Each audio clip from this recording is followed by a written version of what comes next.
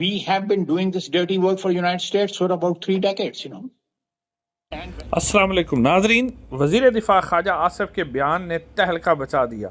ख्वाजा आसिफ ने इंतहाई गैर जिम्मेदाराना बयान दिया, जिससे ना सिर्फ भारत के जो इस वक्त पाकिस्तान के ऊपर जो इल्ज़ामात लगा रहा है कि पाकिस्तान दहशतगर्द है और दहशतगर्दी को सपोर्ट करता रहा है, ख्वाजा आसिफ ने एक गैर मुल्की इंटरनेशनल टीवी स्काई न्यूज़ को इंटरव्यू देते हुए इस बात को तस्लीम कर लिया और बाकायदा तौर पर पाकिस्तान की फ़ौज के ऊपर इल्ज़ाम लगाया कि वो दहशतगर्दी करवा रही है।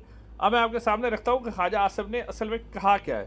नाज़रीन, ख्वाजा आसिफ साहब स्काई न्यूज़ पर इंटरव्यू दे रहे थे और वहाँ पर जब एंकर ने उनसे सवाल किया कि आप पिछले कई अरसे से पाकिस्तान जो है वो दहशतगर्दों को पनाह भी दे रहा है, दहशतगर्दों को ट्रेनिंग भी दे रहा है और दहशतगर्दों को फंडिंग भी दे रहा है, तो इसके ऊपर बैठा हुआ वो शख्स जो वज़ीर दिफा है, शायद वो पागल है, इंटरनेशनल टीवी पर बैठे हुए पाकिस्तान को बदनाम कर रहा है।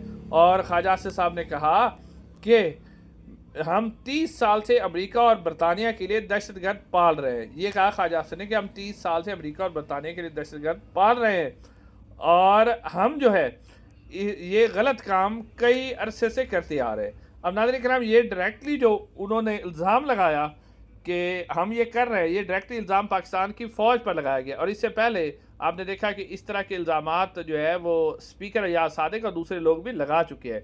तो अब खबर ये सामने आई है कि नून लीग और नवाज शरीफ साहब को शदीद गुस्सा है, इसलिए वो चुन चुन से फ़ौज के बदले ले रहे हैं और फ़ौज पर धड़ाधड़ हमले कर रहे हैं, क्योंकि फ़ौज इस वक्त ब्लैकमेल हो रही है इनके हाथों।